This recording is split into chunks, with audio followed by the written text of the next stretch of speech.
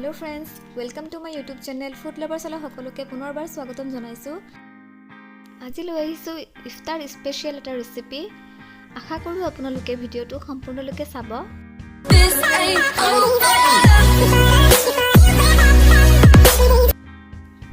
বলা ভিডিওটো আমি আৰম্ভ কৰো।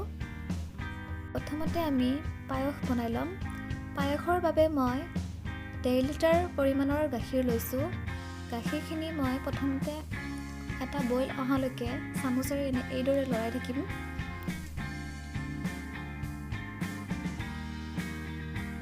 গাখীৰখিনি যেতিয়া বইল আহিব তেতিয়া গেছৰ ফ্লেমটো লো কৰি ৰাখিব।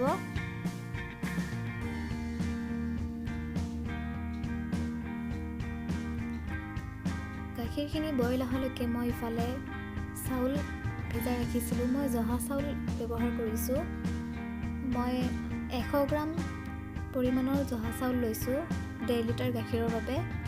চাউল যিমান কম ল'ব আৰু গাখীৰ যিমান বেছি ল'ব সিমান পায়সৰ সোৱাদটো হ'ব। এতিয়া চাউলখিনি ভালদৰে ধুই লৈ মই গাখীৰখিনিত এড কৰি আছো।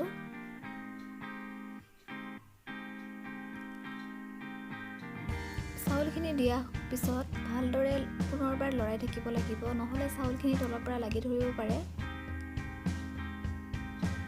চাউলখিনি দিয়াৰ 10 মিনিট মান পিছত চেনি যোগ কৰিম। চেনি মই 1 কাপ পৰিমাণৰ লৈছো। আপোনালোকে মিঠা কম বেছি অনুসৰি চেনিৰ পৰিমাণ কম বেছি কৰিব পাৰে।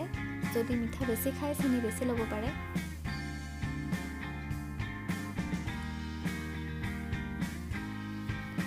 এয়া পায়সখিনি হৌ অৱস্থাই হৈছে, দেখিছে কিমানখিনি কমি গৈছে কেৰাহীটোৰ পৰা। ঠিক এইখিনি অৱস্থালৈকে আমি লৰাই থাকিব লাগিব। অকণমান সময় লাগে বনাওঁতে, কিন্তু খাবলৈও ভাল। এতিয়া মই পায়সখিনি হৈ যোৱাৰ পিছত বল এটাত লৈ ল'ম।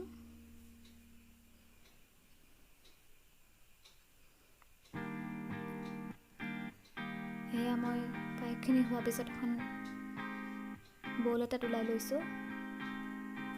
তাতে মই অকণমান কাজু আৰু অকণমান চেফ্ৰন বা কেশৰ দি পেলাই পৰিৱেশন কৰিছোঁ। কেশৰ দিলে খাবলৈ ভাল লাগে আৰু দেখিবলৈ ধুনীয়া হয়। আৰু এটা চেৰি মই মাজতে দি লৈছোঁ পৰিৱেশনৰ বাবে। এতিয়া মই ইফতাৰৰ বাবে ৰুটি বনাই আছিলোঁ, তাৰে অকণমান ভিডিঅ' কৰি লৈছোঁ। ৰুটিখিনি মই ভালদৰে ভিডিঅ' কৰা নহ'ল, দৌৰাদৌৰিকৈ কৰিছোঁ। ৰুটিখিনি বেলি লোৱা হোৱাৰ পিছত মই এতিয়া ফ্ৰাই কৰিছোঁ।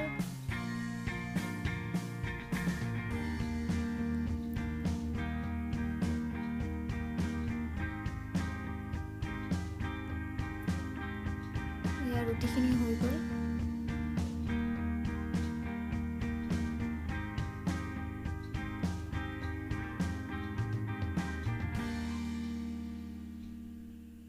এয়া আমাৰ ইফতাৰ ৰেডি।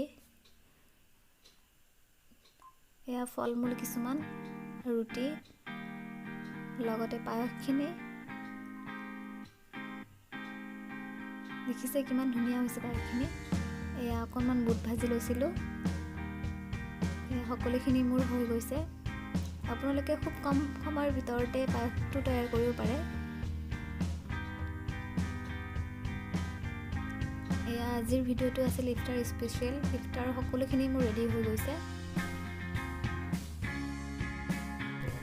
যদি মোৰ ৰেচিপিটো চাই ভাল লাগিছে, মোৰ চেনেলটো ছাবস্ক্ৰাইব কৰিব নাপাহৰিব। লগতে কাষতে থকা বেল আইকনটো দবাবলৈ নাপাহৰিব। আজিলৈ আহিছোঁ, ধন্যবাদ।